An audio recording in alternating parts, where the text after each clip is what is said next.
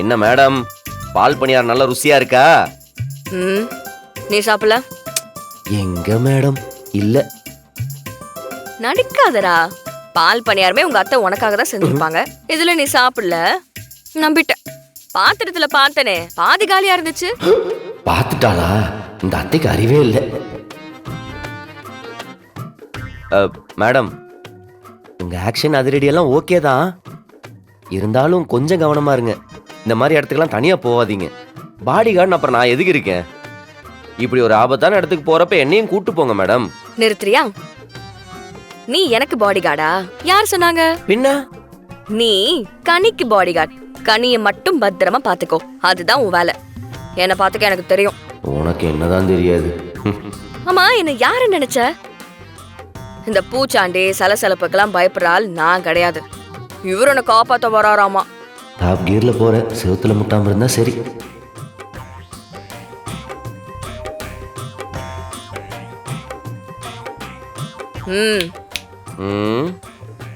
உன்கிட்ட தானே பேசிட்டு இருக்கிற. நீ என்ன மேலேயே பார்த்து பராக் பார்த்துட்டு இருக்க. அது ஒண்ணும் இல்ல, அங்க ஒரு கரப்பாம்பூச்சி பறந்து போச்சு.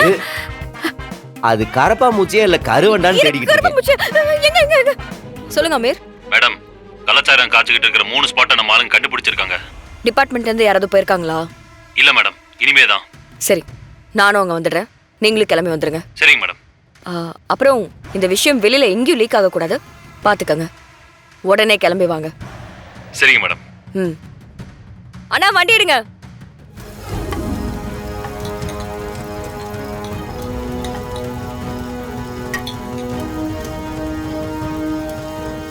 குர்ரா இந்தாங்க, சுருன்னு இருக்குண்ணே, டெஸ்ட் பண்ணி பாருங்க.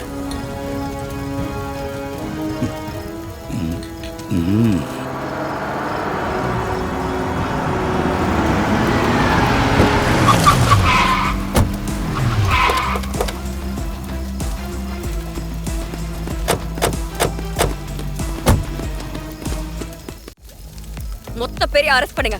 ஓகே மேடம், வாங்க. நீங்க எங்களை தூக்கி உள்ள வச்சாலும் எங்களை ஜெயில இருந்தே காப்பாத்துறதுக்கு ஆள் இருக்கு மேடம். யாரா? ராணி. ராணியா?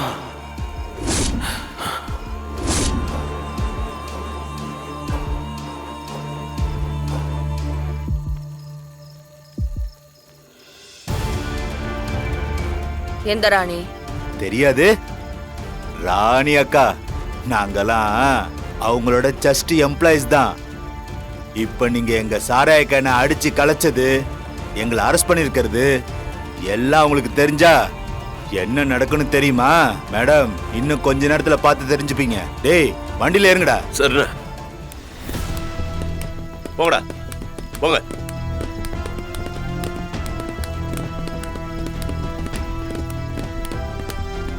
மேடம், கொஞ்சம் வாங்க மேடம். என்ன சமீர்? ஒரு நிமிஷம் மேடம், வாங்க சொல்றேன். என்ன சமீர்? மேடம், நாம தப்பு பண்ணிட்டோம் மேடம். புலியோட குகையிலே கால் வச்சிட்டோம் மேடம். அதுவும் அந்த ராணி பொம்பளை புலி. அவ நம்மள சும்மா விட மாட்டா மேடம். அமீர், என்ன பேசிட்டு இருக்கீங்க? அவ ஏதோ ஒரு ரவுடி, கள்ளச்சாராயம் காய்ச்சற பொம்பளை. அவளுக்கு போய் இப்படி பதறிட்டு இருக்கீங்க? அவ என்ன அவ்வளவு பெரிய ஆளா? மேடம், ஐஜி அவ பேரை கேட்டா பதட்டத்துல எந்திரிச்சு நின்றுவார் மேடம். நீங்க நினைக்கிற மாதிரி அவ சாதாரண கேங்ஸ்டர் இல்ல மேடம். ஒரு தப்பை எப்படி நேர்த்தியா செய்யணுங்கிறத அவ தெளிவா தெரிஞ்சுக்கிட்டா. சிறுவர் சீர்திருத்த பள்ளி அவளை திருத்தி நல்வழிப்படுத்தணும் பார்த்தா, ஆனா நடந்ததே வேற. அதோட விளைவு 20 வயசுல அவ ஜெயிலிருந்து ரிலீஸ் ஆகும்போது அவளுக்கு கிடைச்ச எல்லா வாய்ப்பையும் பயன்படுத்தி தப்புகளை பண்ண ஆரம்பிச்சா. கொலை, கொல்ல, பிக் பாக்கெட், திருட்டுன்னு அவ செய்யாத கிரைமே இல்லை. இப்படியே பல வருஷம் போச்சு.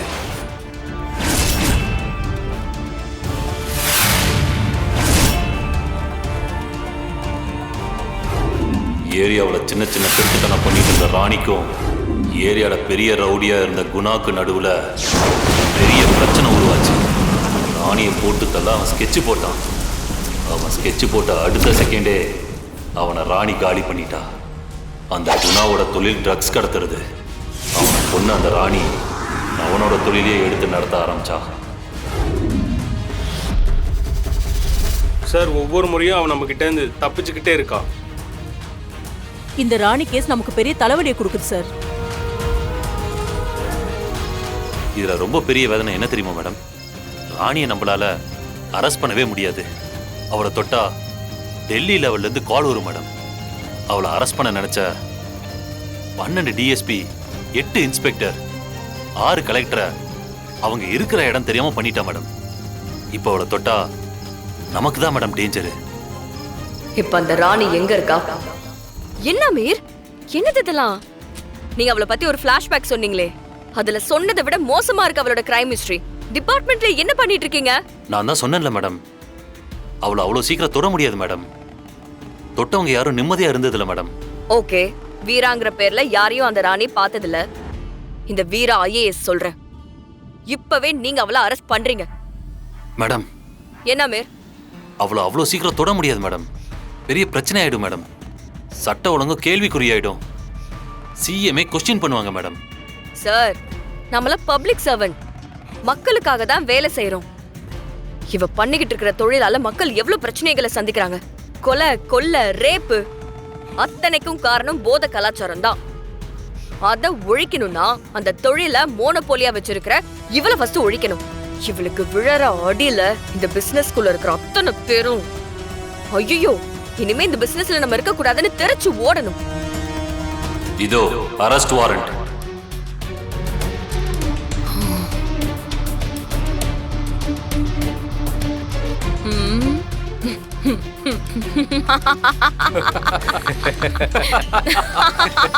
டேய் பாரா, அரெஸ்ட் பண்ண வந்திருக்காராம்ல.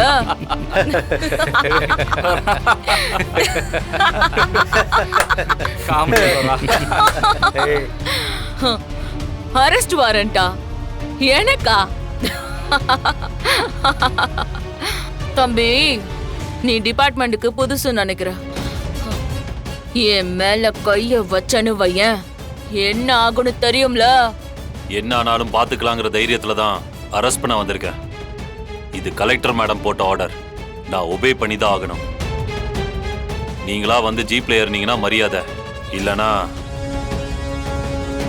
இல்லனா